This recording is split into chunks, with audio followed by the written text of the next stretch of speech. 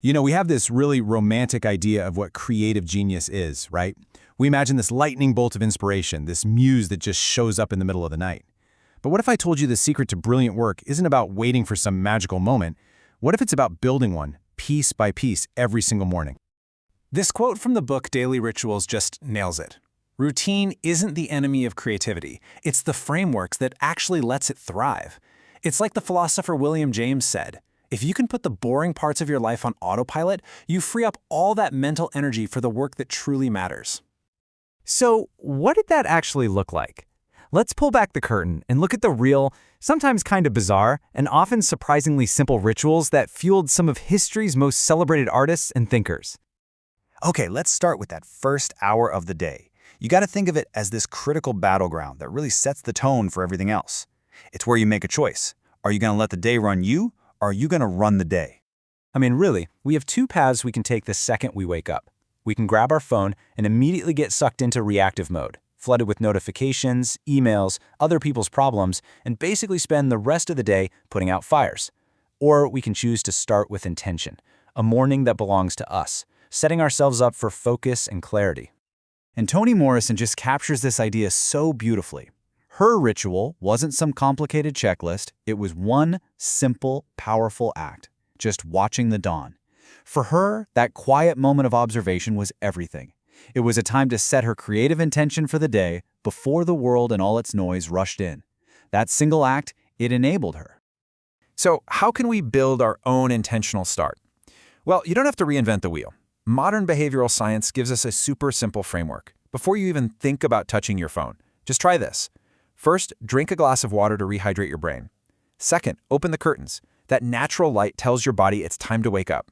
And third, just move for 5 minutes. Little stretching, walking around, anything. It's a tiny sequence that can literally change the entire trajectory of your day. Okay, so once these amazing minds were up and running, they needed fuel. And, well, let's just say their chosen fuel for creativity was, all over the map. Get this, for Beethoven, the ritual wasn't just about getting some caffeine in him. It was about absolute precision. He would hand count exactly 60 beans for his morning coffee. Can you imagine? For a mind that was constantly wrestling with the beautiful chaos of composing music, this was his anchor, a deliberate act of focus and control to ground him before he started to work. And then you have the complete opposite end of the universe.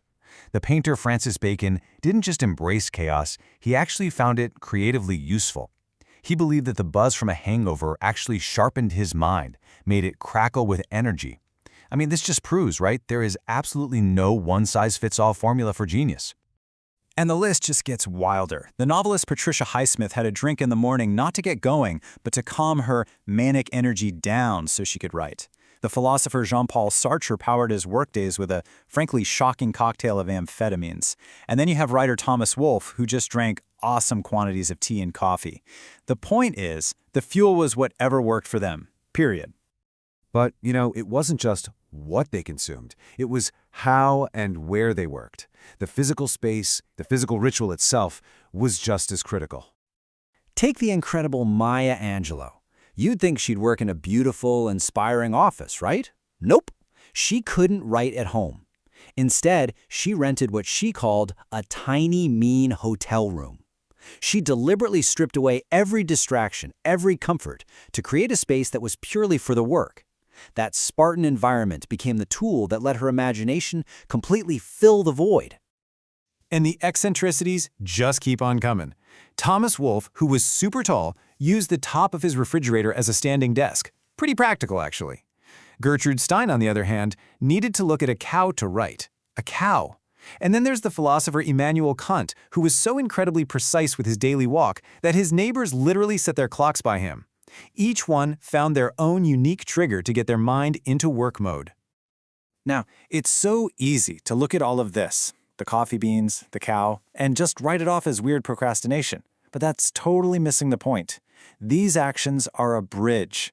They're a way to step out of the chaos for a second, get a look at the big picture, and consciously prepare the mind to dive in to the deep, focused work of the day. So what does this all mean for you and me? Well, the goal here is definitely not to start drinking sherry in a motel room or counting out 60 coffee beans. The big lesson from these great minds is the incredible power of personalization. It's all about finding what works for you. And if there is one piece of advice you take away from all of this, please let it be this. Forget about some huge life-altering plan. Don't try to completely overhaul your entire morning tomorrow. The real key to a habit that actually sticks is to start embarrassingly small, so small that it's almost impossible to say no to. So what does that actually look like? It could be just putting 1 glass of water by your sink the night before, or doing 5 minutes of stretching while your coffee brews. Maybe it's writing just a single sentence in a journal, or putting only the one most important thing on your to-do list. See, the action itself is way less important than the consistency of doing it every single day. So, I'll leave you with this question. Forget about the 5-year plan for a second. Forget about New Year's resolutions.